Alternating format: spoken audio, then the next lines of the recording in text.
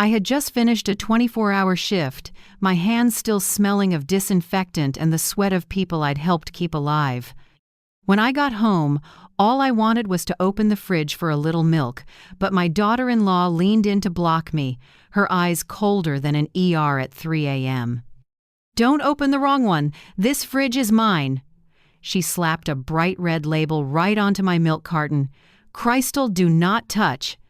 Behind her, Tyler, the son I raised on cup noodles during night shifts, murmured, "Mom, from now on, please buy your own stuff."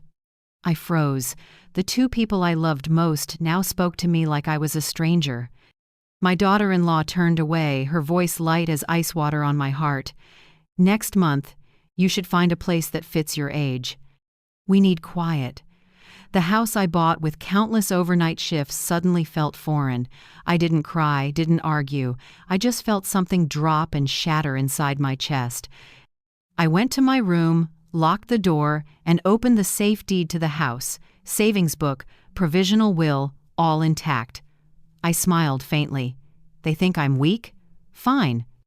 In a few weeks she'll be begging me to open that fridge door, and when that day comes, I'll be the only one holding the key to this house. If you're still listening, tell me where you're watching from. Every comment you leave is another mark in this journey. And if this story has touched you, don't forget to hit like so it can reach even further. My name is Marion Blake, 67, an emergency nurse with over 40 years at St. Mary's Hospital in San Antonio, Texas. I've watched people wrestle with life and death and learned to stay calm inside chaos. But I never imagined the worst pain wouldn't come from the ER. It would come from my own kitchen. I used to believe that after my husband died in a construction accident, every sacrifice was worth it. Tyler, the skinny asthmatic boy, grew up and had a family of his own. I just wanted to help them start smooth, share my roof so they could save and build a dream. But now, that very home is where I'm being pushed out. I went to my room, took off my shoes, and sat on the edge of the bed. The oak floor still smelled clean, but inside I was ice cold. I pulled out my phone and took photos. The red label on the milk, on the butter, even on an orange in the fridge. "Crystal, do not touch," slanted, messy letters, as if she were marking territory. I saved everything, not for revenge, but because my gut told me I'd need proof. From the kitchen I heard Crystal, "Marion, next time remember to buy your own. People pay for what they use." "No, Mom, no. Mrs. Blake, just Marion, bare and empty, like I was a renter." I answered quietly, "All right."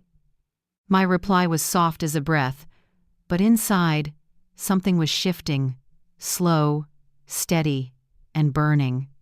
That night, I sat on my bed remembering 20 years ago, holding feverish Tyler in my arms through a brutal asthma attack, running through rain to borrow money for medicine, living on instant noodles for 3 months to make payments on this little house, the house that now holds both the couple and my humiliation. I used to think my son's happiness was enough. But is a mother's love meant to be trampled like this? Around 8 o'clock, Crystal called from the living room. "Mom, I'm making steak tonight. Oh, and I'm thinking of selling your SUV, okay? The cash can help us go to Miami next month." I stepped out and saw her in the warm light, stirring the pan like she'd said something ordinary. I didn't say a word. I just smiled, went back to the office, locked the door, opened the safe, and checked every paper. The deed was in my name, savings, retirement accounts, provisional will, everything intact. I closed the safe, the metal click like a silent promise. From now on, no one touches what I built. At dinner, Crystal set the table and called Tyler down. I sat quietly, listening to them talk about trips and lavish plans, as if money fell from the sky. Tyler glanced at me and said softly, "Mom, Crystal and I are trying to create some privacy. Maybe you should consider renting.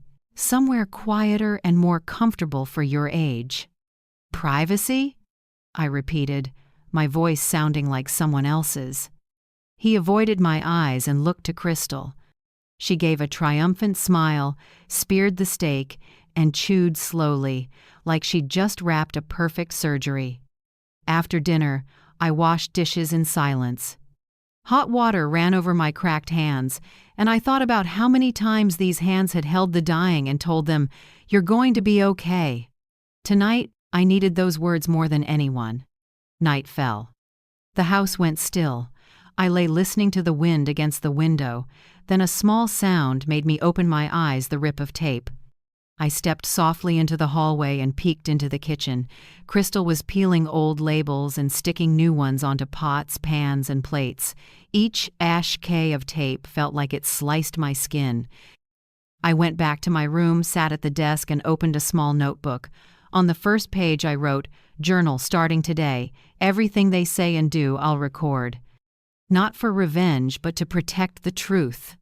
I texted Nora Patel, my longtime nurse friend. "Nora, can you swap shifts next week? I need 2 days free for family matters." Nora replied almost at once. "Of course, Marian, are you okay?" I stared at the message, pressed my lips together. Not yet, but soon. Before sleep, I opened the closet and took out one of Tyler's old shirts, the tiny superhero tee I'd saved from when he was 8. I pressed it to my chest. Tears welled but didn't fall. "Son, I've protected you all your life," I whispered. "Maybe it's time I protect myself."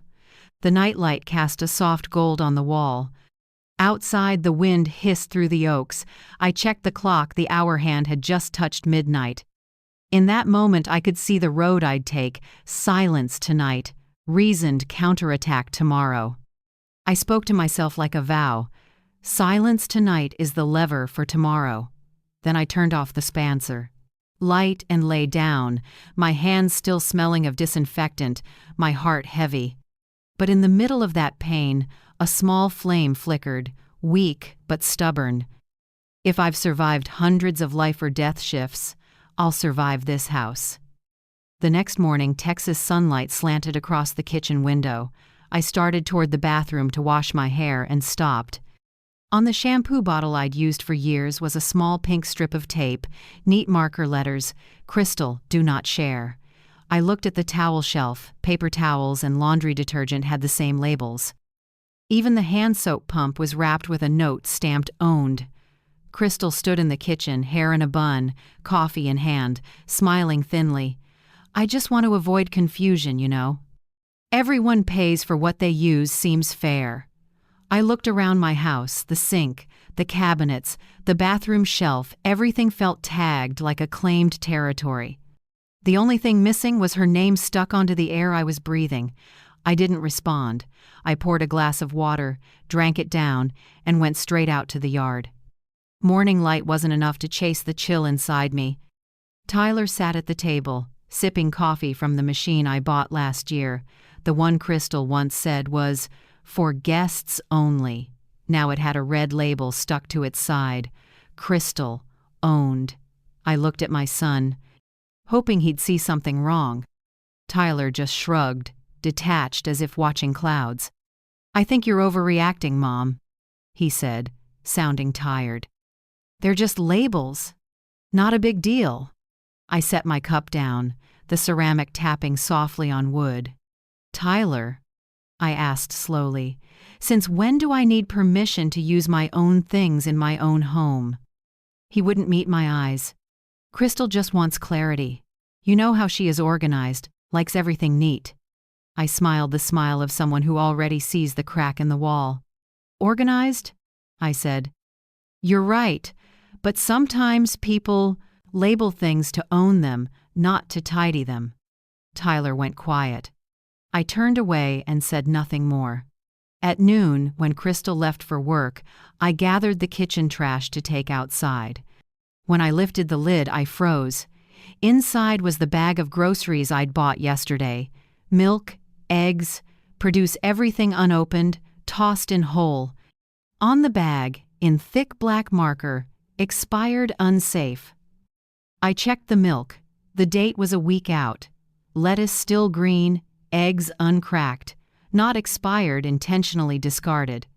I took a deep breath and snapped photos of everything. What I felt wasn't pain anymore, it was cold. Cold like an early morning OR when they prep to cut, except this time, the thing being cut out of a life was me. That afternoon, I took a small USB drive thin as a coin and buried it in the flour jar on the kitchen shelf. It held all my photos, recordings, and receipts, every piece of proof of the labels they'd stuck on my life. I didn't know exactly how I'd use it, but I knew this. If the truth ever got twisted, that USB would speak for me. Toward evening, as I started dinner, Crystal clicked in from the door, her heels crisp on the wood. "Marion," she said loudly, "we need to be clear. Whoever pays decides. You get that, right? I work all day. I can't cover everything." I turned and looked straight at her. "So tell me who's been paying the electric, water, and internet for the last 3 months?" She frowned but kept the sugary tone. "You're forgetting we all live together." I only smiled. Not because it was funny, because I'd heard the confidence of someone who doesn't know where she's standing. After she went upstairs, I opened a drawer and pulled out the stack of bills. Power, water, internet, every one, in the name of Marion Blake. I started counting. Nearly $420 a month, 3 months straight, all from my account. I wrote the totals in my notebook and drew a red line under, "Who's the real payer?" That night, taking trash out, I ran into Mrs. Gutierrez, my next-door neighbor of over 10 years. She was watering her roses, looked up at me with a careful sympathy. "Marion," she said softly, "I don't want to meddle, but I heard Crystal telling someone she's moving you into senior living because it's cleaner and easier to manage." I stood still, my hand tightening on the trash bag. "She actually said that?" She nodded, a little hesitant. "I thought you should know. Young people forget we still have the right to decide." I thanked her, tried to smile, but my chest felt as hollow as the trash bag I'd just dropped. That night I sat by the window, streetlight leaking through the thin curtains. Tyler and Crystal were asleep, but her perfume lingered in the house, cold and cloying, like something fake. I scrolled back to an old message from Nora Patel. "Marion, you should meet my friend attorney Avery Chen. She handles homeowner rights and unlawful occupancy." I typed quickly, "Avery, this is Marion Blake, a friend of Nora Patel's. I need to meet about a matter involving property and homeownership rights." After I hit send, I stared at the screen for a long moment, not because I hesitated, but because I knew the real game was starting now. Near midnight, I turned on the living room light. The house was so quiet I could hear the clock tick. I knelt, pulled back the small rug under the coffee table, and lifted the floorboard section I'd built years ago for important papers. Beneath was a hidden compartment, wrapped tight in plastic. I took every original house deed, insurance, bank books, and put them inside. I left only copies and harmless papers in the safe. I closed the hatch and slid the rug back. The wood's dry click was firm and final. Sitting up, I looked around the room, every corner, every bulb, every item still mine, even if someone else was trying to stick their name on every spoon. I exhaled slowly and whispered to myself, "You want to seize? I'll show you how soft takeover turns into a hard counter."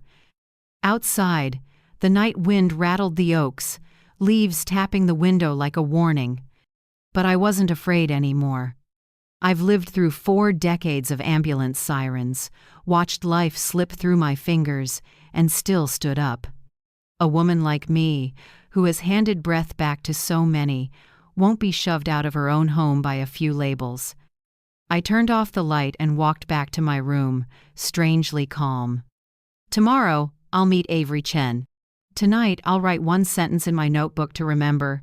When someone slaps "do not touch" on my things, they've just touched the last limit of my patience. I closed the notebook, set down the pen, and smiled. Outside, it was still dark, but I knew morning would come, and this time, the light would lean my way. The next morning, the house was pin-drop quiet. Crystal left early. Tyler was still asleep. I took the chance to tidy the living room, a habit I kept, even though no one thanked me for it anymore. Sunlight slipped through the curtains onto the coffee table where Tyler had left his laptop and a mess of papers. I was only going to dust, but when I pulled the drawer, a small catch sound stopped me. Something was jammed. I tilted my head and pulled harder.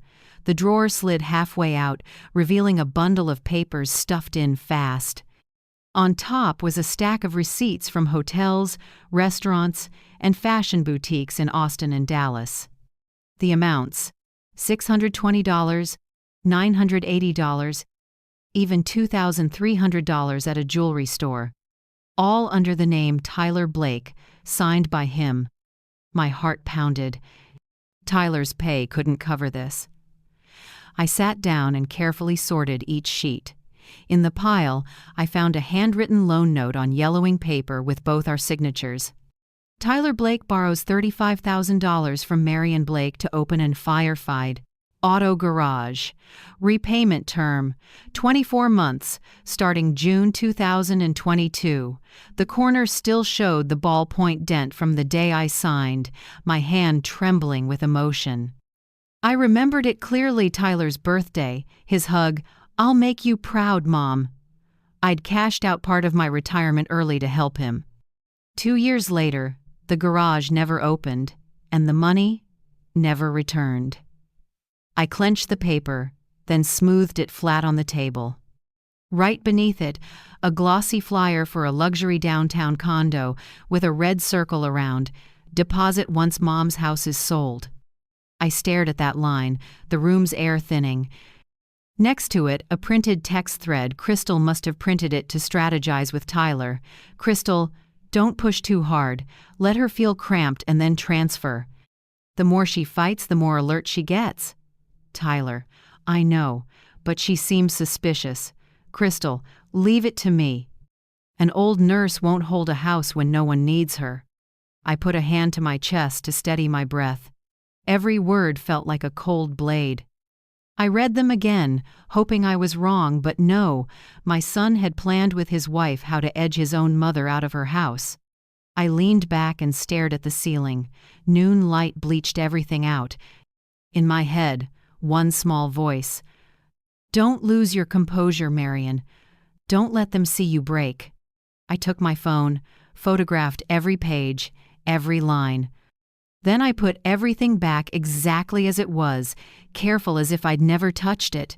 Before closing the drawer, I saw an unsealed white envelope in the corner.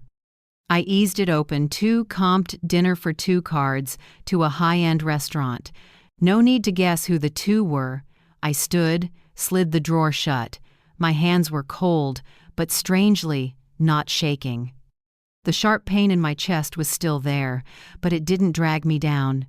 It pushed me to stand upright. I walked straight onto the porch and drew a long breath. The oaks out front swayed, leaves whispering, sun dappling. The steps. I remembered the day Tyler moved in with Crystal. They said they wanted to help me feel less lonely, that my house was too big, wasted on one person. I believed them. I opened my door, my heart, and my bank account. And now, the very people I welcomed in want to shut the door on me. Around midday, I called attorney Avery Chen, the one Nora had mentioned. Her voice over the phone was light but firm, the calm of someone familiar with family property fights.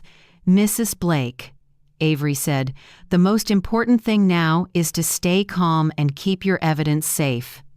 Don't confront them. Don't say anything that tips them off." "I've photographed everything," I said. "Texts, receipts, the loan note." "Good. Back it up in multiple places. If you can, send me copies via secure email. We'll meet tomorrow at 9 a.m. in my office." Her voice steadied me. "Avery," I said softly, "they're my son and daughter-in-law. I don't want to destroy their lives." "Mrs. Blake," she paused. "Sometimes protecting yourself isn't revenge, it's stopping people from doing worse.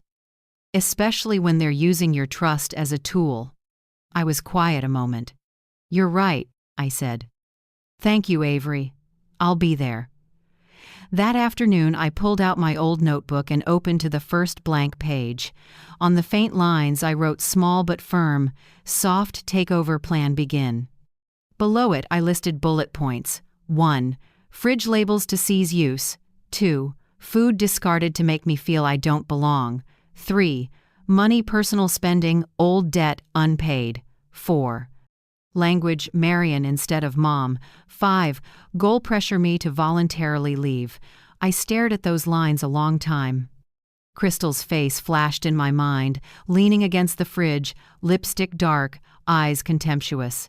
Maybe she thinks I'm a frail old woman, easy to steer like a patient to be neatly placed in assisted living. She was wrong. I'm the one who has held on to people's lives, steady-handed and blood-soaked, and still made decisions. If I survive that, I'll survive her little game. That evening, Crystal came home late. I heard her heels on the floor, the light laugh while she called someone. Yeah, next week. He said he'll hold the unit if we close fast.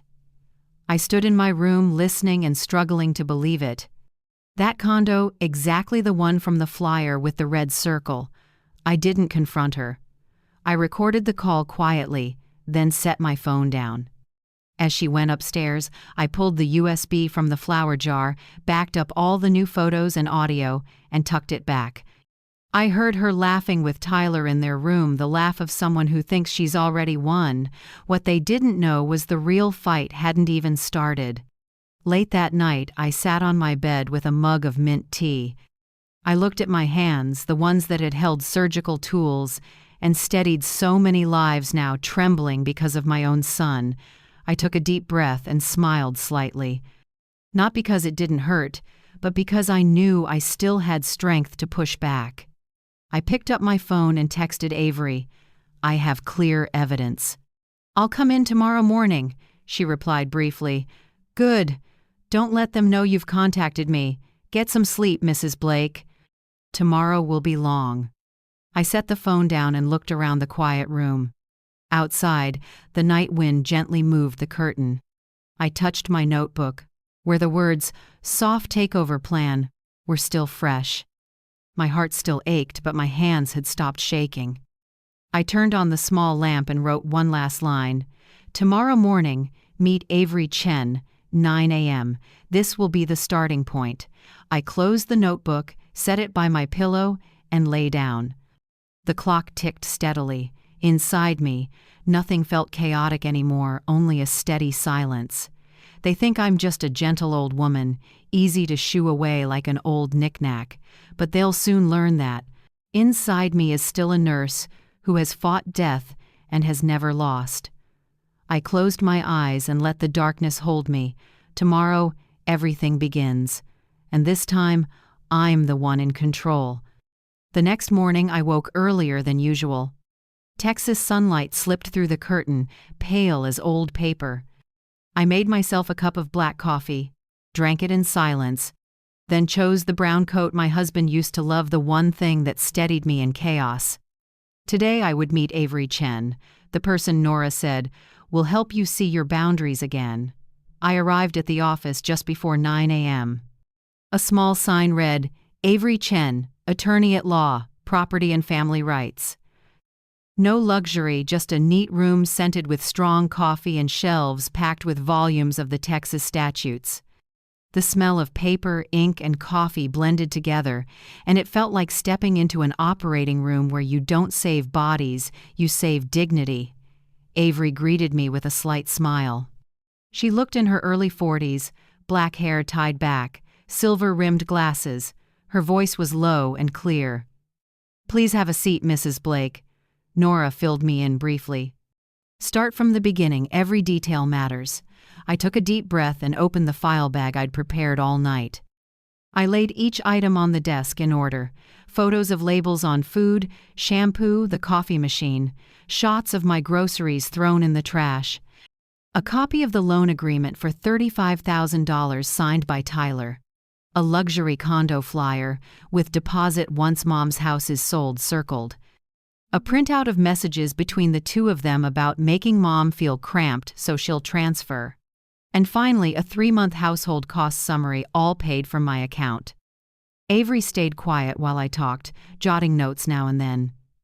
When I got to the messages, my voice caught, but she didn't interrupt, she just nudged a tissue box toward me. When I finished, she leaned back and laced her fingers. "Mrs. Blake," she said slowly. "Legally, they're occupants at will, staying without a lease or ownership. That means you can terminate their stay at any time, as long as we follow Texas notice requirements." I looked at her, holding on to every word. "So, I can ask them to leave?" Avery nodded. "Completely lawful. And we'll do it by the book. First, a notice to vacate giving the required time to leave. At the same time, we can demand repayment of the $35,000 plus interest and consider emotional distress damages if they escalate." I touched the edge of the desk, feeling blood moving stronger in my veins. For the first time in months, I heard words that made me believe I wasn't powerless. Avery leaned in, softer. "However, I want one more approach, a psychological one. Instead of pushing them straight into a fight, we'll make them see the consequences if they keep going. I can show them the civil and tax risks so they understand that the sell mom's house scheme isn't just unethical, it could be a chargeable offense." I smiled slightly. "You plan to scare them?" Avery answered calmly. "Not scare, Mrs. Blake. Just put the truth in daylight and let them fear themselves." I sat still, listening to each word. Most of my life I've been an observer of patients, people, pain. I knew she was right. Sometimes people don't stop out of kindness. They stop because they fear the cost. After we covered the details, Avery set a pre-printed packet in front of me. "This is the authorization so I can act on your behalf. The file opening fee is $1,500. You can pay now or by transfer." I took out my checkbook, wrote quickly, and signed. When I set the pen down, my hand was steady, a rare feeling since my husband died. Avery watched me for a moment, then said, "I need you to keep all documents confidential. Don't let them suspect you've hired counsel. If they find out, they could move assets or destroy evidence." I nodded. "I understand.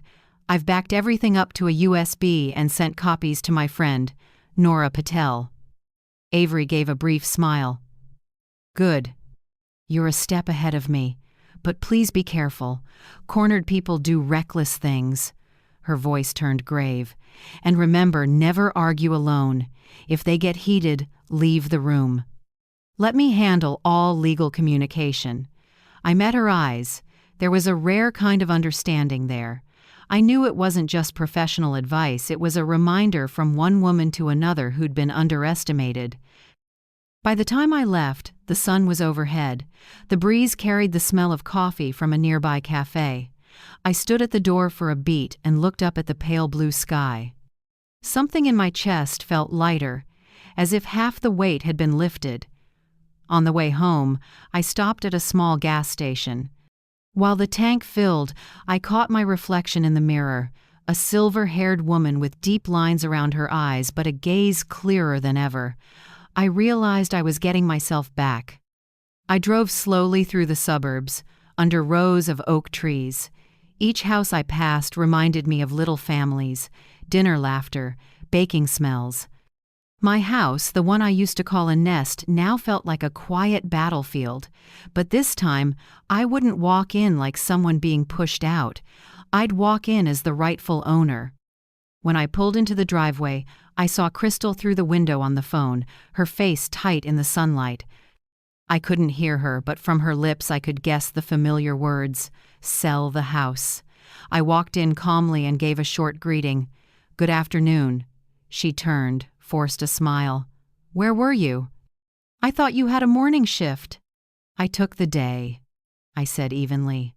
"Had a few things to handle." She watched me, suspicion flickering. I only smiled and went straight upstairs. In my room, I opened my notebook to a new page. The first line I wrote, "Justice begins with a single word, courage." I sat there for a long time, looking at my handwriting. Outside, traffic hummed far off, but inside, everything was peaceful.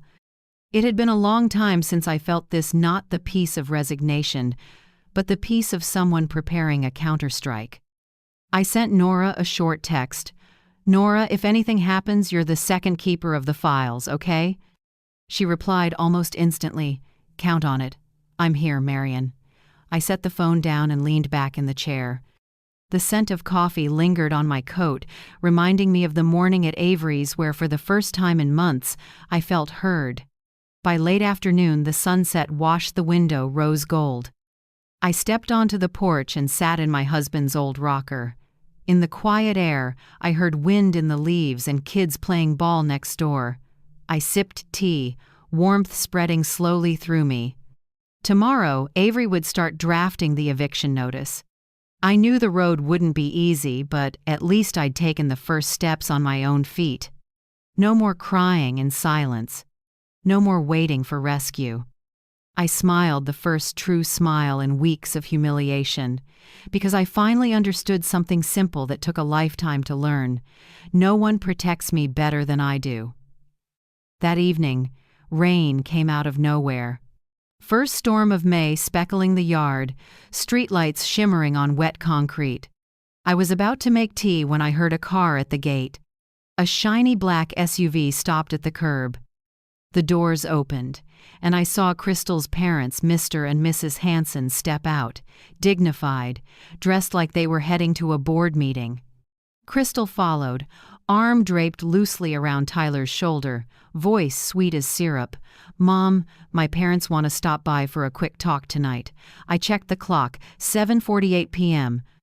No appointment, no heads up." I only nodded slightly. "All right," I said. "Come in." Mrs. Hansen smiled politely, eyes sweeping the living room like she was inspecting a property to purchase. Mr. Hansen, tall, silver hair cut neat, sat down and spoke right away.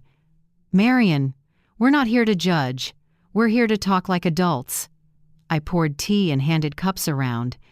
"I also prefer straightforward conversations," I said evenly. Crystal sat close to Tyler, fingers interlaced, eyes glinting with calculation. I knew she'd prepped a script. "Marion, Mrs. Hansen began, "we know living with young people can be hard, especially across generations. But maybe you should consider a more comfortable option." She paused for a sip, then smiled. "A high-end assisted living community. Nurses, doctors, attentive caregivers. Very good for seniors' health." I kept quiet, looking at each of them. "What about this house?" I asked slowly. Crystal jumped in, like she'd been waiting. "Tyler and I will stay. We can manage it, maintenance, upkeep, keeping things tidy. You won't have to worry about anything, just rest." "Who pays for maintenance, taxes, insurance?" I asked softly, almost a whisper. No one answered. Tyler's eyes slid straight to Crystal. Mrs. Hansen dabbed her forehead with a tissue. Mr. Hansen gave a polite little cough. "Let the kids handle that," Crystal cut in. "You know those costs aren't much. What matters is your peace and having care." I smiled lightly. "Peace?" I repeated. "Yes, I like peace too." I stood to refill the teapot. As I did, I subtly pressed the record button on my smartwatch, the one I wear on shifts. I kept my voice even, deliberately clearer. "So, what you're suggesting is that I move out of this house into assisted living, and you two stay to manage it? Did I hear that right?" The room stalled a beat. Crystal pressed her lips together. "Mrs. Hansen tilted her head, voice sweet as sugar with poison under it. "Marion, no one's forcing you. We only want what's best. At your age, taking care of yourself is the priority." That line kept ringing in my head, colder than the rain outside. Have you ever heard someone say, "It's for your own good," when what they really wanted was something that belongs to you? Share how that felt in the comments. I truly want to know what you think when you hear those words. I nodded, poured everyone more tea, and said slowly, "Thank you. I'll consider it." Those 3 words softened the room. Crystal looked relieved, like she thought I was giving in. Tyler stayed silent, wringing his hands. Each time he seemed about to speak, he stopped every time I looked at him. His eyes dropped. "Mister." Hanson braced his hands on his knees, keeping it courteous. "You know, my daughter only wants to help. She worries you're lonely and tired. Assisted living is modern now. There's a pool, gardens. You'll like it." I smiled. "I'm sure. But the question is, who truly cares about my health?" No one answered. Only the wall clock ticked through the thick air. I looked at each face and saw the cracks forming in their patience. Finally, I stood and set the teapot down gently. "It's late. Thank you for coming by. I'll think about your suggestion." They stood, gathered their bags, still speaking politely. But when Crystal reached the door, I saw her eyes cold, sharp like someone who just placed a chess piece perfectly. When the door closed, the house fell quiet. Only the rain on the porch faded. I walked into the kitchen and looked around. The red labels still clung to pan lids, spice jars, the coffee machine. I stood still for a moment, then raised my hand and peeled them off. 1, 2, 3. Paper tore softly in the hush. I took them all fridge to shelves, erasing every trace of that soft takeover they'd staged. When I pulled the last one from the stainless soup pot, a strange feeling spread through my chest. Not anger, not joy, a return taking back what was already mine. I scooped the labels into a small trash bag, tied it tight, and tossed it out. The rain was still light, the wind cool, but a small, steady flame burned inside me. Back at the table, I picked up my phone. Avery had texted, "Notary has an opening Saturday morning, 10 a.m. I reserved it if you agree." I replied, "I'll be there." And I recorded tonight's conversation. Seconds later, Avery wrote, "Good, don't delete anything. The more they talk, the better for us." I put the phone away and looked around the kitchen again. No more red labels. No more Crystal, do not touch. Everything looked the same, clean, quiet, but felt completely different, reclaimed. The stove clock flicked to 11:59 p.m. The house slept.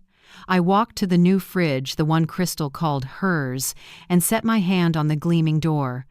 I opened it, checked each shelf, then turned the tiny key hidden in my sleeve and locked it. The dry little click was soft but enough to make me smile.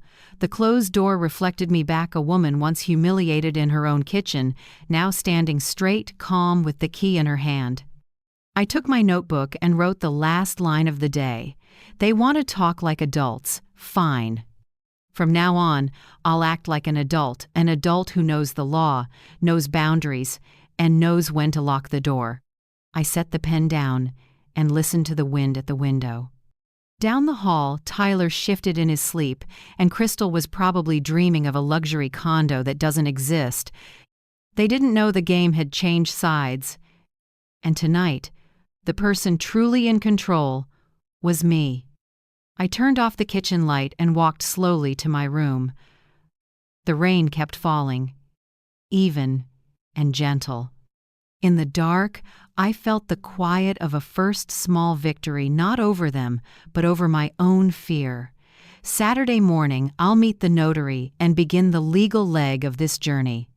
Tonight, I'll allow myself one luxury I haven't dared in a long time, a good night's sleep. 3 days after the family meeting, Nora called me. Her voice was a mix of urgency and firmness. "Marion, I spoke with a friend, a forensic accountant who used to work for the IRS. Send him the account screenshots you copied from Tyler's computer. He'll review them carefully and keep you anonymous." I hesitated. Part of me wanted to keep this at a civil level. But the other part, the one that had watched my son change and been humiliated in my own kitchen, knew it was time to learn the truth, however dirty. I sent the files through the secure email Avery set up. 3 days later, the report came back. I opened it and read slowly, line by line. In Tyler's transactions, there were repeating deposits from a source called Sable Consulting Agency, exactly 14 days apart, each for $2,800. The accountant wrote briefly, "This agency does not exist in the tax database, likely a shell entity issuing fake invoices for money laundering or tax evasion. If audited, the recipient is directly liable." I sat still. The room seemed to shrink, the air heavy with my son's guilt. I read it again, hoping my eyes were wrong, but no, the numbers were real, cold, and unforgivable. I leaned back, hands over my face, anger and pity tangled in my throat. I'd sacrificed my life so Tyler wouldn't grow up in scarcity, and now he'd stepped into a dangerous gray zone for ambition. I called Avery. She picked up right away, calm. "Mrs. Blake, I've reviewed the report Nora sent. If accurate, Tyler could be implicated in tax fraud. Penalties can be severe, even criminal if the IRS opens a case." I swallowed. "I don't want my son to go to prison." Avery paused for a few seconds, then spoke gently. "I understand. We won't use this to harm, but to persuade. This will be our strategic lever to show them that if they insist, they risk not only the house, but their freedom." I stayed silent. It took me nearly a full minute. Before I could answer, "Okay, do it your way." That night, I spread every document across the table: photos, receipts, messages, a copy of the loan agreement, the financial report. Each sheet was a small shard of truth fit together. They formed a picture of greed. I opened my notebook and marked the timeline. February, they started sticking labels: "Crystal, do not touch." March, the food I bought was thrown out. April, Crystal told Tyler to let Mom feel cramped so she'll transfer. May, the Hanson family came to push me into assisted living. Now, the discovery of illegal money flows. I named this file set the Truth Dossier. Dry title maybe, but to me it was an oath. I printed 3 sets, one for me, one for Avery, one for Nora. Each packet was clipped with the list of audio files, photos, and receipts. When the printer stopped, I slipped each set into a plastic folder, labeled by hand, my hands barely trembling, and steadying as I went. Paper wasn't just evidence, it was the line between me and injustice. Night fell, and the house was so quiet I could hear wind seeping through the door jamb. I sat in the living room. The warm lamp threw my shadow long across the wall. Suddenly, an argument erupted upstairs. Crystal's voice was sharp and high. "Don't you get it? I can't live like this forever. If this doesn't get done, I'm gone, Tyler." Tyler sounded worn out, almost pleading. "Crystal, keep it down. Mom can hear us." "So what if she hears? She'll be out of here soon. I'm not waiting." I sat still, listening, my hand resting on my teacup. Every word thudded down to the first floor, one blow after another, but I didn't feel a stab anymore. Just a quiet, clean hurt like a wound that's closed. I remembered when Tyler was little how he'd cling to my legs, begging, "Mom, when I grow up, you'll never have to work again. I'll take care of you." And now he was discussing how to push me out. Life can be cruel enough that your own love becomes a weapon against you. I sighed, stood, and set the cup on the table. No tears, no resentment. Only cold clarity, like a doctor reading a late-stage cancer report. Not curable, only removable. I walked to my office, turned on the computer, and opened the folder titled Notice Day. Avery had already sent the forms for signature: notice to vacate and demand for repayment. I read every line carefully, checking each clause. Occupant is present without a rental agreement. Owner may demand vacation of the premises within 30 days. Unpaid debts will be escalated to legal proceedings. I signed at the bottom, saved, and printed hard copies. Each time the pen touched paper, it felt like I was closing a long chapter 1 of endurance. When I finished, I folded the documents into an envelope and sealed it. On the front, in clean handwriting, I wrote, "To Avery Chen, Attorney at Law." I slipped the envelope into my purse along with the copy for Nora. The clock on the wall read 11:48 p.m. I looked up and heard the rain on the porch taper off. The whole city felt hushed. Streetlight glow pooling soft and yellow under the eaves. I checked the kitchen windows, locked the fridge, then stopped and looked around one more time. Everything neat and calm, but I knew it was only the quiet before the storm. Back in my room, I sat on the bed, phone in hand.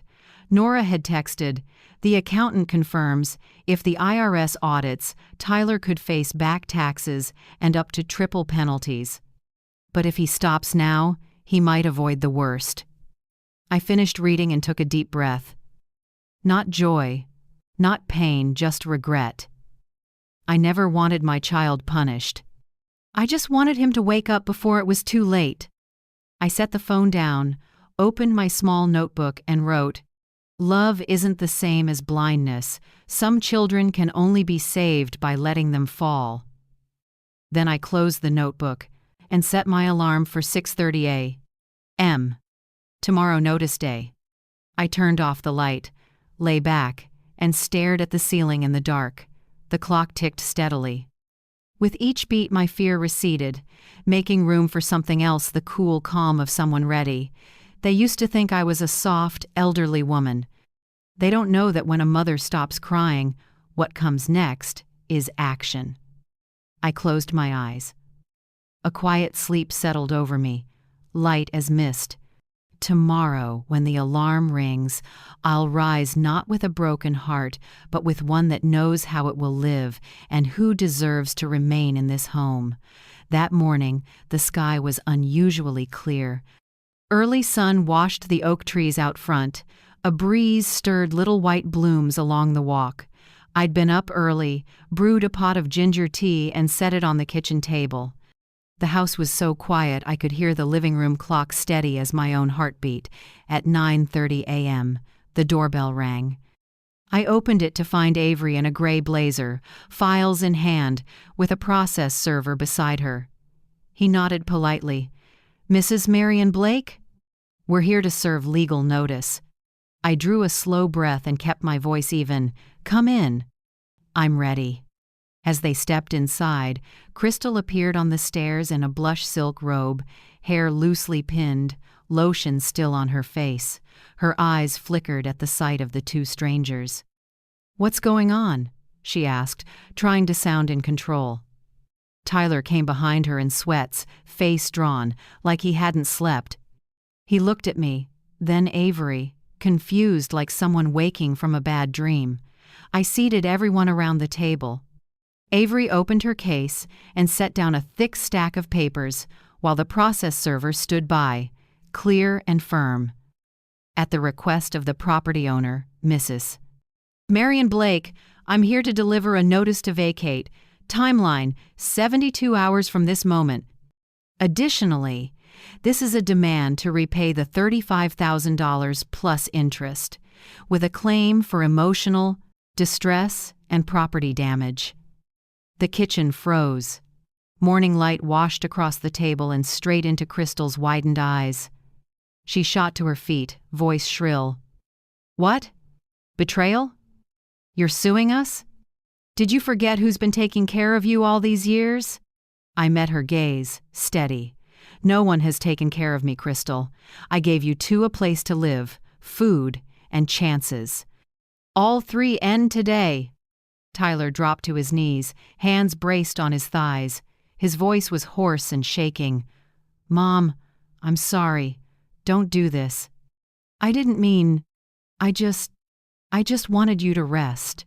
I looked at my son, the man I once carried when he was sick, the knees I bandaged when he fell off his bike. Now he knelt before me not out of love but fear of losing a crutch. "Tyler," I said, light but precise, "you've had thousands of chances to tell the truth, to change, to start over. You chose to ignore them all. Don't apologize to me, apologize to yourself." He bowed his head, tears hit the tile. Crystal slammed her hand on the table. "Enough! She's bluffing. No court lets you throw family out like this. Avery stood, voice cool and cutting. Under Texas law, a person staying without a lease can be required to vacate within 72 hours if properly noticed. All documents here are notarized, with copies filed at the court. If you or your husband wish to contest this, we'll see you at the Bexar County hearing. Crystal went pale and stepped back. You'll regret doing this to your own son, she hissed. I stood, answering calmly. I've regretted enough, mostly that I didn't do it sooner. 15 minutes later, when Avery and the process server left, the house felt thick with silence. No one spoke. I stood by the counter holding a cold cup of tea and watched Crystal gather her phone, wallet, and any small thing she claimed was hers. Tyler came down the stairs, dazed. Mom, at least give me some time. Cut in. You have 72 hours. And if you're truly sorry, you'll use those 72 hours to sort out your life, not to beg me to withdraw the filing. The front door opened, and, unexpectedly, Crystal's parents walked in. Same polished look, same superior tone. Mr. Hansen spoke first, no greeting. Marion, what is this? Our daughter says you're threatening to throw them out. This is an abuse of power. Mrs. Hansen piled on, voice sharp. Shameful. At your age, dragging a lawyer in just to humiliate your own family. Before I could answer, Avery, who'd just turned out of the driveway, heard the commotion and came back. She stepped inside with a spare copy of the file. Her tone was calm, final. Mr. and Mrs. Hansen, I represent Mrs. Blake. If you intend to countersue, we'll see you in Bexar County Court. For now, please leave the premises. Only the lawful owner decides who may stay. Silence dropped. Mr. Hansen grabbed his wife's hand and pulled her toward the door, face flushed with anger.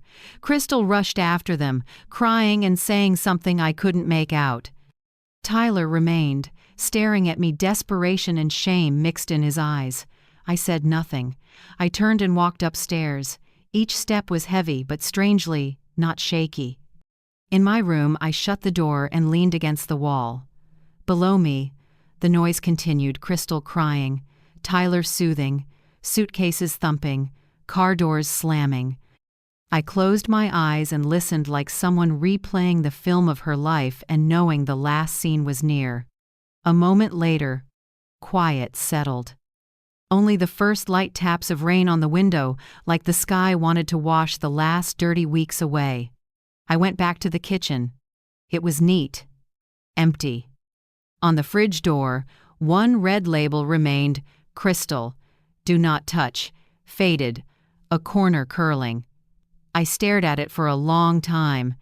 Then I reached up and peeled it off. The paper tore halfway and clung to my fingertip like it wanted to hold on to. One last shred of ownership. I crumpled it and dropped it in the trash. That was the final label. I opened the fridge. Inside were just some greens, a few water bottles, and a new carton of milk.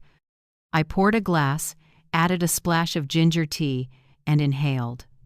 The scent was warm and soft, nothing like the icy morning weeks ago when I'd been blocked with, "Don't open the wrong one, this fridge is mine." Now, it was mine again, as it always should have been. I sat down, hands around the cup. No more trembling, no more weight, no more bitterness. Only the full quiet of someone who reclaimed what was hers without raising her voice. Before heading upstairs, I wrote a few lines. Notice day 9:30 a.m. They left in tears. I stayed, steady. No one won, only justice was put back where it belongs. I set the pen down and looked around the house. My husband's photo still hung on the wall. The window was open a crack to let the breeze in. I spoke softly, as if to him. I did it, Frank. Finally, this house is ours again, peaceful, clean, and free. And on the windless noon of notice day, I sat there, sipped ginger tea, listened to the rain on the porch, and knew without doubt the new chapter of my life had begun. Sunday morning, the sky was a dull gray, clouds heavy like a storm warning. I brewed mint tea and set it on the dining table, ready for what I knew would come. At exactly 10 a.m., an engine rumbled at the gate. Through the window, the familiar SUV slid up the drive. 3 figures stepped out first: Crystal in a crisp white dress, her parents behind her, and lastly, Tyler, hands shoved in his pockets, head down. The family committee, I thought, a brief smile tugging at my mouth. I opened the door. Crystal walked straight in without waiting to be asked. "We need to talk," she said, voice firm, like she'd rehearsed this. "All right," I answered lightly. "I have a few things to present, too." I led them to the expeding kitchen. Everything was laid out, a clean table with a thick file sorted by sections, each clearly numbered. On the laptop screen, Avery waited on a video call, serious, steady. Crystal took a seat with her arms crossed. Her parents flanked her like a petty tribunal. Tyler sat apart, gaze unfocused. I opened the file and spoke evenly. "First, thank you for coming. I don't intend to destroy anyone. I only want to clarify the truth, what's happened in this house." I turned the first page, the household cost sheet. For 3 months, all electricity, water, internet, and property tax came out of my personal account, I said, placing the bills in front of them. "Meanwhile, you two," I looked at Crystal and Tyler, "contributed not a single dollar, despite promising to split costs." Crystal smirked. "We were going to pay, just hadn't gotten to it." I smiled back. 3 months, Crystal. I worked in the ICU. I know exactly what not yet means. 3 months is long enough for a patient to heal or for a lie to unravel. I opened the second section, the $35,000 loan agreement, signed by Tyler. "This is the money my son borrowed 2 years ago to open a garage. No payments, no interest, not even an apology." Tyler closed his eyes. I heard a hard breath leave him. Next section, the messages and the luxury condo flyer. The line circled, "Deposit once mom's house is sold." "And this," I said, voice still even, "is proof you two plotted to sell my property while I'm alive." Mrs. Hanson shot to her feet, voice shrill. "Marion, how dare you invade my daughter's privacy? This is a family matter." Avery spoke immediately from the screen, voice like a clean blade. "Ma'am, when someone plans to sell another person's property, it isn't private, it's civil fraud. If reported, authorities can initiate a financial investigation." Mr. Hanson frowned, ready to push back, but Avery continued, calm as if reading statute. "And if we submit evidence of deposits from Sable Consulting Agency, the IRS can get involved. Then every undeclared dollar, every fake invoice, everything gets audited." The room froze. Crystal turned to Tyler and whispered, "How did she find out about that?" Tyler said nothing. Fear filled his eyes. I spoke low and steady. "Tyler, I don't want you in prison, but I won't cover for you anymore. You've gone too far, and if you don't stop, the person who saves you this time won't be me." Tyler dropped his head. "Mom, I'm sorry. I was wrong." His voice shook, a lost child's. Crystal scraped her chair back, the legs screeching across the floor. "Enough. She just wants to humiliate us. All her life she's controlled everything. Now she's using the law to win. You call that fair?" I looked at her, cold. "It's not the law that helps me win. It's the truth that keeps me standing." Crystal barked a hard laugh. "Truth? You're a bossy old woman playing victim." I simply said, softly, "You can say anything you like, but by Tuesday, 5 p.m., this house must be empty." The sentence landed like a judge's gavel. Tyler broke down and Crystal slammed her palm on the table, flinging her wedding ring metal clinking hard on wood. "I'm not staying here another minute." Her parents stood, voices sharp. "We won't let this go. You think people will believe a tyrant old lady over our daughter? We'll take this to social media and show everyone your true face." I didn't answer. I slid my smartwatch from my pocket, tapped a small button. The red light blinked. I said slowly, This conversation is being recorded. Please continue if you'd like more evidence. The room dropped into absolute silence. Mr. Hanson, flustered, tugged his wife toward the door. Crystal glanced around, eyes darting. Tyler stayed in his chair, shoulders shaking. I looked at my son and spoke softly. Tyler, you can go with them, or you can stay, but only if you take responsibility. I'm not covering for anyone anymore. He lifted his head, eyes wet, voice tight. I don't deserve it, but I want to make it right. I nodded without adding more. I know real remorse isn't in promises, it's in what you do after you've lost everything. Avery spoke from the screen, closing out the family meeting. Reminder, you have 72 hours left to vacate the house. After that, the legal filings go to the court. Crystal stood, wiped her tears, but her voice stayed venomous. Just wait. You'll die regretting it in this empty house. I only smiled, light as a breath. No, Crystal, this house was never empty. It was just missing honesty. When the door slammed, an engine roared to life out on the street. I stood still for a few seconds, then exhaled slowly. The air in the house felt lighter, as if even the wind knew who had just left. I turned to the dining table, where the wedding ring Crystal had thrown still lay, catching a weak glint of light. I didn't touch it. I just looked at it, the last symbol of a marriage built on lies. Avery was still on the screen, a small smile on her face. You okay? I'm okay, I answered, my voice low but firm. I haven't felt this calm in a long time. Good work, Marion, Avery said. I'll keep monitoring, and remember, keep the doors locked. Don't forget Tuesday, 5 p.m. I won't forget, I said. I shut the laptop, slid the file into a drawer, and sat at the table. A breeze drifted through the doorway, carrying damp earth and a hint of mint tea. I picked up my phone and texted Avery a short line. Please leave Tyler a way out if he takes responsibility. I set the phone down and leaned back in my chair. Outside, the sky was still overcast, but something inside me felt bright in a strange way, not the light of winning, but the light of final peace. The storm was passing, and for the first time in years, I could hear the wind moving through my house soft, so soft, like a new breath. That night, as the window frame trembled with the breeze, I heard a car roll to a stop in the drive. I peeked through the curtain. Tyler, alone, shirt wrinkled, hair messy, eyes red.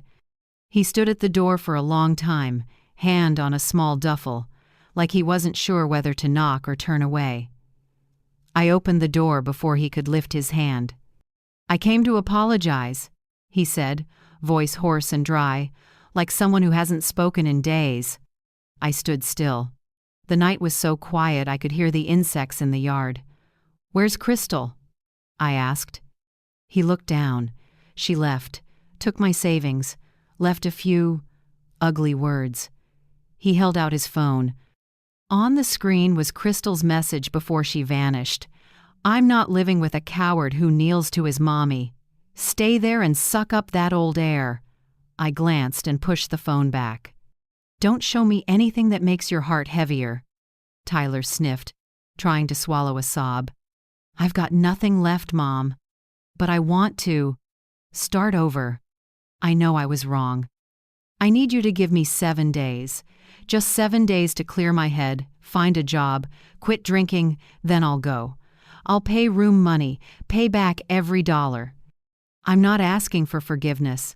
I'm asking to fix it. I looked at my son, the man I once carried through fevers, standing in front of me like a lost boy. In the warm porch light, I saw his hands shaking. Part fear, part alcohol withdrawal. Come in, I said slowly. But this time, I have 4 conditions. He raised his eyes, hope and fear mixed together. I brought him to the kitchen and poured us both ginger tea. First, I said, for 7 days here, not a single drop of alcohol. If you crave it, call me, or step into the yard for air, but don't hide. Second, You will send out resumes and look for work. Every expense, phone, gas, meals, you cover yourself. I won't stop you, but I won't pay. Third, you must contact a treatment center or a recovery group at least one session. Fourth, I held his gaze. Each night, you write down 3 things you did right that day. You don't have to show me. Just be honest with yourself. Tyler nodded, eyes red. I promise.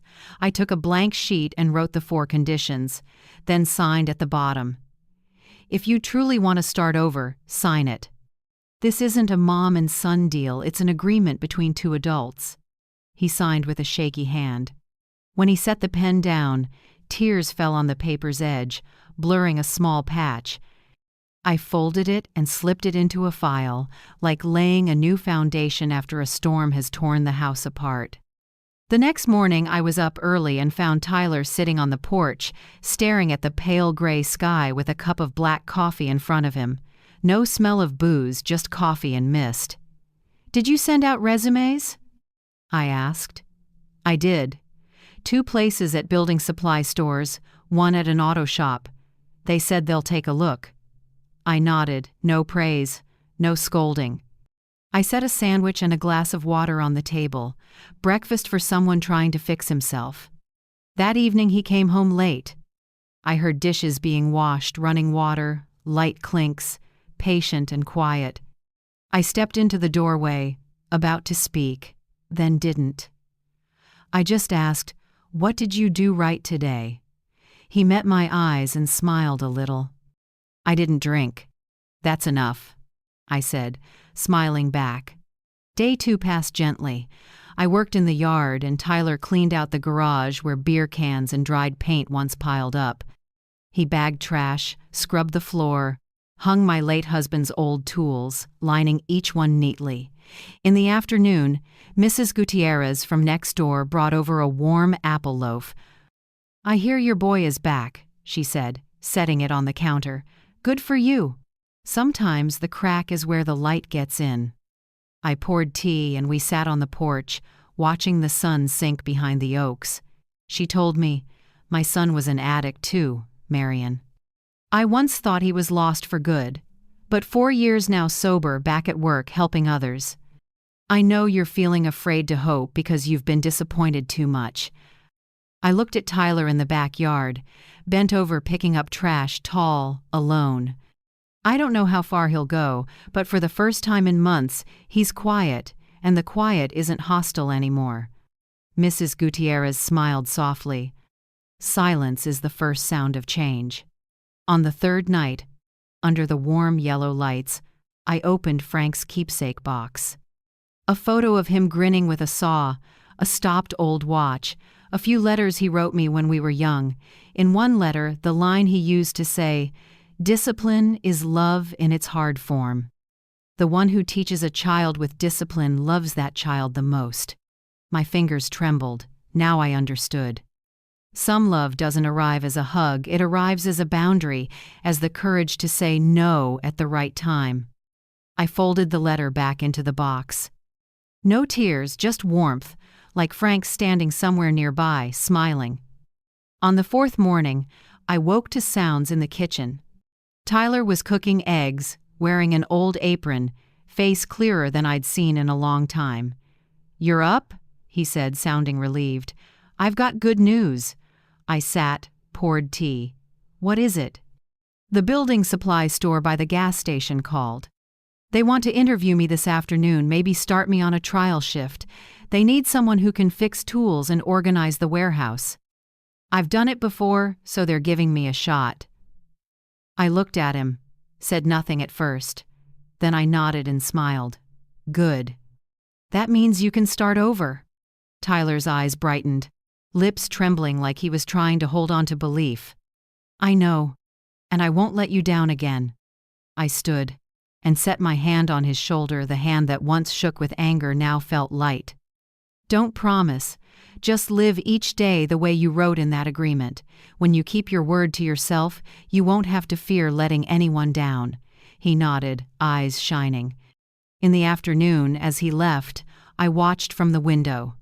A breeze carried the smell of coffee from the corner shop. Sunlight slanted gold across the yard. I sat in Frank's old rocker and opened my small notebook. In the bottom corner of the last page I wrote, "When someone breaks, don't rush to bury them. They might be learning how to mend." I closed the notebook and looked toward the road, where Tyler walked with his back straight, job papers in hand. For the first time in months, his stride didn't look heavy. It looked like a man beginning again for real.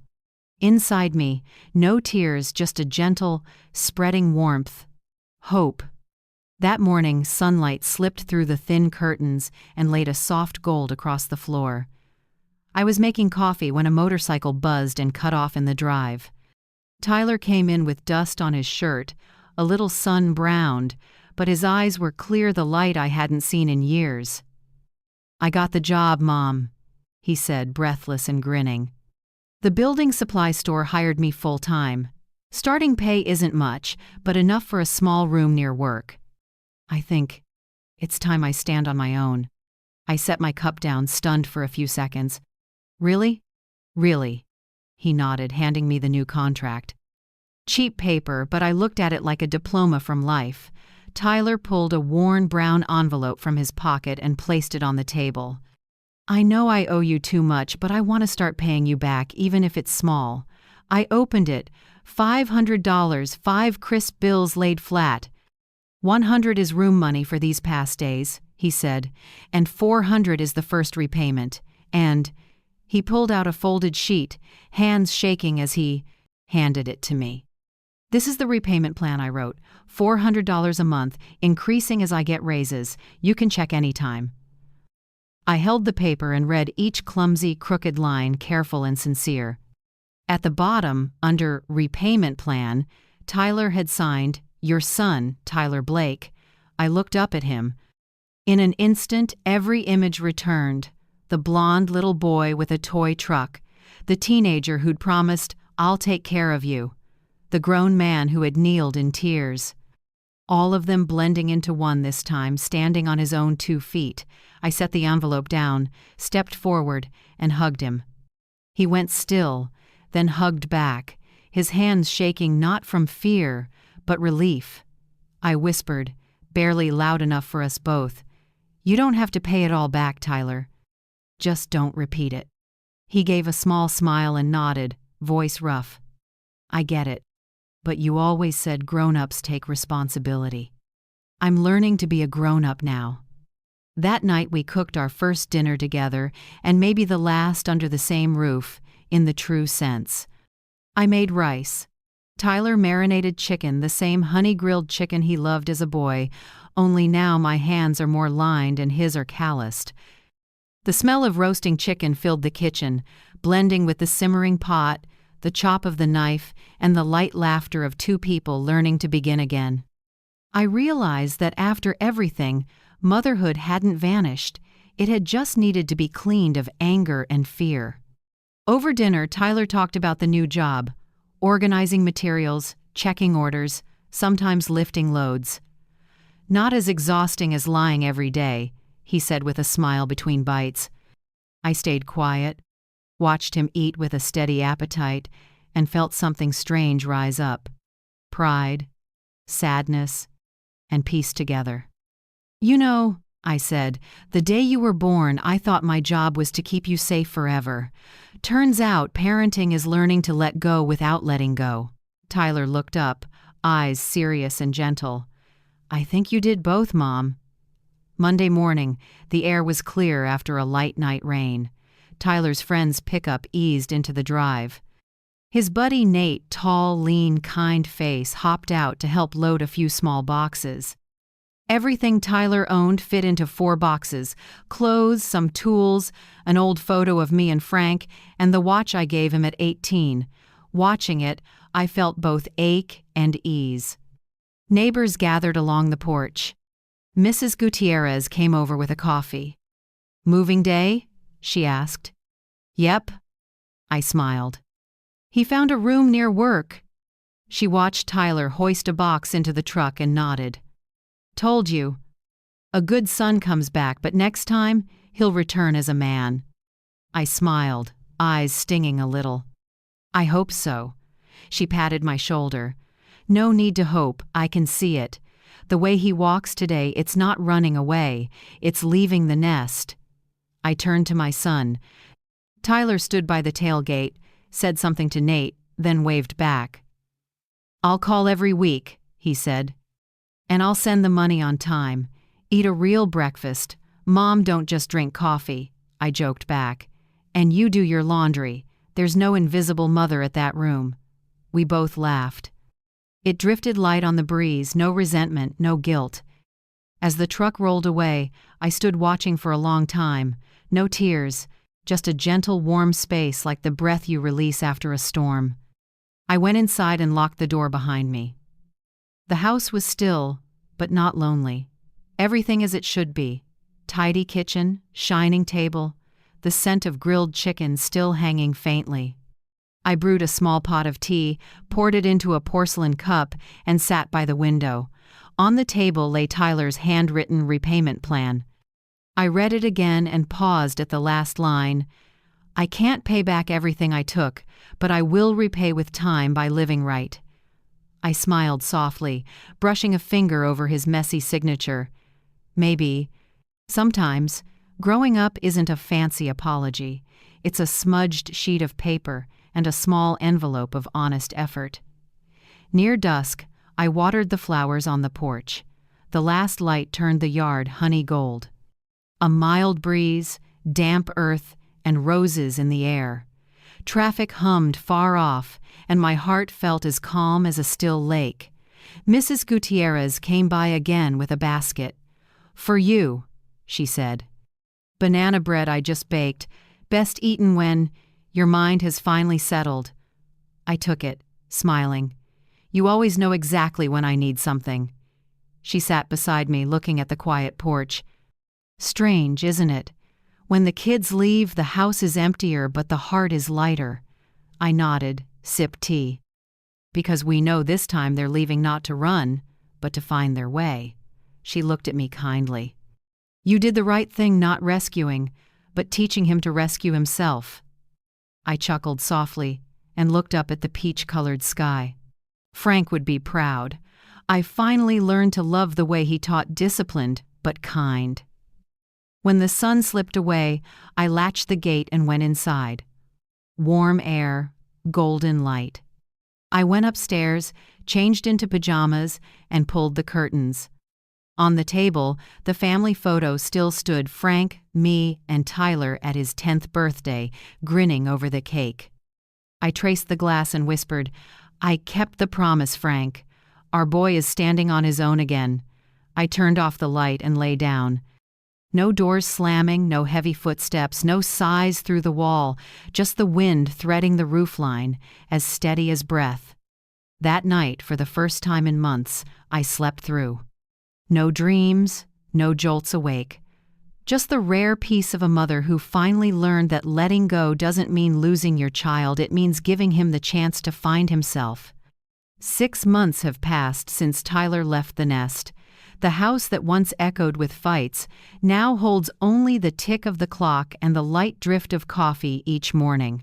I slowed down and did the things I'd put off from exhaustion, changed the curtains, repainted the kitchen, planted a row of white roses along the porch. When the wind blows, the petals flutter as if someone is whispering, "It's okay now, Marion, it's okay." In the mornings, I usually head out to the garden early, trim the dead stems, spread fresh compost, and water with the old can Frank used.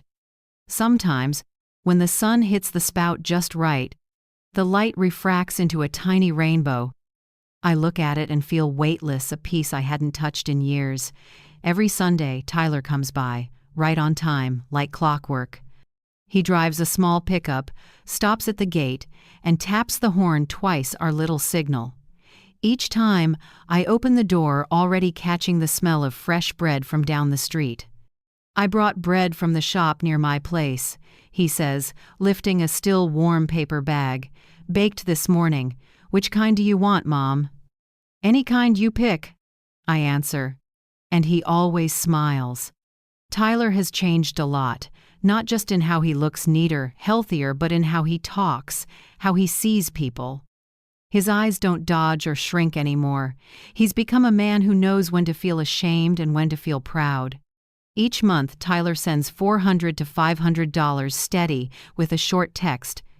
Picked up some extra shifts this month, sending $500. He also includes a photo of his pay stub, not to show off, but to prove to himself he's keeping his word. I never demand anything. I just save those messages, month by month, like a ledger of my son's growing up. One fall afternoon, Tyler showed up with someone. A young woman with brown hair tied back, a beige sweater, and a gentle smile. "Mom," Tyler said, "this is Lena Brooks. She works at the bakery near me. She knows I owe you a lot, and she wanted to thank the person who taught me how to grow up." Lena offered her hand, her voice soft. "I've heard a lot about you." From Tyler. "I just want to say, without you, I don't think he'd be standing here." I looked at her, no heavy makeup, clear eyes. Something about her made me trust her immediately. Not because she's pretty, but because her gaze looked exactly like mine at 20, when I still believed kindness never goes out of style. Dinner that day felt unusually warm. Lena helped set the table. Tyler did the dishes. When he finished, he whispered, "She's nothing like Crystal, right, Mom?" I smiled. "Don't compare.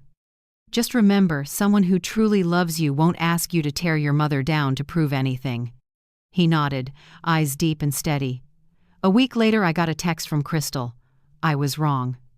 "I want to talk. Will Tyler forgive me?" I read it and didn't reply. I wasn't angry anymore. There was nothing left to say. I just took a screenshot and sent it to Tyler, no comment. An hour later, my son wrote back. I said thank you, but no. "Thanks for staying silent, Mom." I cried when I read that. Not out of spite, but because someone who once knelt in weakness could now stand tall without me holding him up. At the end of the month, I went to attorney Avery Chen's office to update my will. Avery smiled when she saw me. "You look different than 6 months ago." "Maybe because I've learned what's worth keeping," I said. I asked to add a clause. Establish the Frank Blake Nursing Scholarship Fund for nursing students in hardship. Avery asked, "Are you sure?" "You could leave that money to Tyler." I smiled. "I don't need to leave him assets. I want to leave him a legacy he can be proud of. If Tyler lives right, that's the most valuable inheritance." Avery nodded, her eyes shining. "Frank is smiling somewhere, I'm sure." A few weeks later, my coworker friend Nora Patel invited me to join a support group for parents who'd been taken advantage of by their kids. I hesitated. I didn't want to reopen old wounds. But Nora said, "Not to complain, Marion, to show people still stuck in it that they're not alone." So I went. Small room, about 10 people every age. Some had their homes taken over, some had been drained to nothing. When it was my turn, I kept it short. My son once slapped labels on the fridge and tried to push me out of my own house. Today, that same son calls me Mom with a voice of a man who understands gratitude. The room went quiet, then filled with gentle applause. I didn't cry, but my heart warmed. For the first time, I told my story without shame, only freedom. One December evening, Texas went dark with a sudden outage. The whole block lost power. I dug up a few old candles and lit the kitchen. The flames danced on the walls, lighting up every corner cracks I'd patched, things I once feared to look at. I sat down, poured tea, and let the candlelight fall across Frank's photo. The house was so quiet I could hear the rain tapping the roof. In that moment I realized I'd gotten it all back, not the things, but my peace and my self-respect. I picked up my phone and texted Avery, "Thank you. Because of you, the door to life stayed open for both me and my son. That door doesn't just lead out, it leads back to our own hearts." Avery replied right away, "I only helped a little. You're the one who opened it, Marion." I set the phone down and smiled in the candlelight. The next morning, with sunlight cutting through the window, I got up early to prep Sunday lunch. In the pot was gumbo, Tyler's childhood favorite. I cooked slowly, stirred steadily, listening to the soft bubble while the radio played Frank's old jazz. I looked around the freshly painted kitchen, the clean curtains, the roses blooming on the porch. No more red labels on the fridge, no more orders barked at me, no more fear in my own home, just me and what I choose to keep: memory, kindness, and freedom. When the clock struck 11, I heard a car at the pit gate. Tyler right on time, as always. I wiped my hands and opened the door. My son stepped in, bringing the smell of wind and a warm smile. "Gumbo?" I could smell it from the corner. He grinned. I laughed. "Yep, where's the bread you promised?" He raised the bag. "Right here, your favorite." We set the table together. I looked at my son, calm eyes, straight shoulders, a real smile. 6 months ago, I thought I'd lost him for good. Now I had my son back and a friend, a man who knows gratitude and how to love the right way. As I sat down, I said quietly to myself, "Frank, you see it, right? The house is peaceful again. Both of us made it back from the old ashes." I ladled Tyler the first bowl of gumbo, steam curling up in rich ribbons. Outside, the sun lit the white roses along the porch, round blooms, pure and fragrant. And in that moment I understood, happiness doesn't come from what we hold on to, but from what we dare to let go of so we can find ourselves again. Sunday lunch that day filled the house with voices for the first time in years. The oak table wore a white lace cloth, and the gumbo's scent lingered in the air. Tyler, Lena, Nora, and Mrs. Gutierrez, everyone was there, sharing a meal that seemed ordinary but held an entire journey of forgiveness.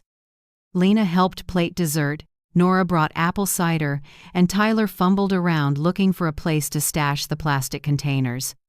As I washed my hands, I teased, "Do you have any idea how much those containers once tortured me?" Tyler laughed, pulled a small roll of labels from his pocket, and tilted his head. "I do. That's why I came prepared." He stuck a label on a plastic container, neatly printed, "Mom, do not touch." The whole table burst out laughing.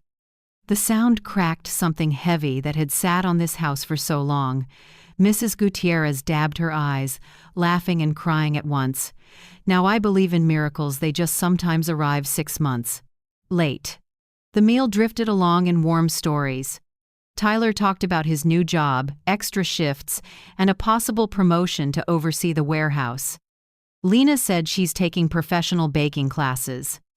Nora shared about new families in the support group. When the last cup of tea was poured, everyone fell quiet for a few seconds. I looked around each familiar face, each voice, each glance, and realized I'd walked through the hardest road and come back to the simplest thing: peace. I started talking not like a teacher, but a fellow traveler. I told them about those first labels on the fridge, the nights I heard them plot to push me out, and the moment I learned to be silent, not from fear, but to prepare a counter with truth. They listened. No one interrupted. I didn't blame or condemn.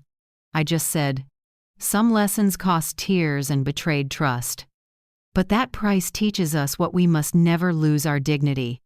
Tyler, sitting beside me, lowered his head, then quietly slipped off an old ring, the leftover from a broken marriage. He set it down and replaced it with a small leather cord and a metal tag etched with the word respect. "Mom," he said, voice tight but clear, "I can't erase what I did, but I can wear this to remember I only got you back when I learned respect." I touched the little tag, my heart trembling like I could hear Frank whisper, "Discipline is love in its hard form." I stood, walked to the small cupboard, opened it, and took out the silver USB I'd hidden while gathering evidence. I handed it to Tyler, my hand steady now. "This is what you should understand," I said, "so you never repeat it. Inside is everything I recorded from the days you forgot who you were to the day I made a choice that let both of us survive." Tyler took it and held on tight. He spoke slowly, his voice going rough. "You saved me, by making me face it." No one spoke. I saw Lena's eyes fill, Nora nod softly, and Mrs. Gutierrez press a hand to her chest. Out on the porch, San Antonio sunlight poured over the mesquite trees, changing leaves. A warm breeze moved the kitchen curtains.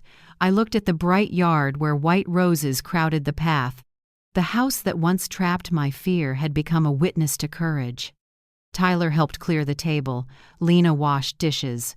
Nora turned on the old jazz.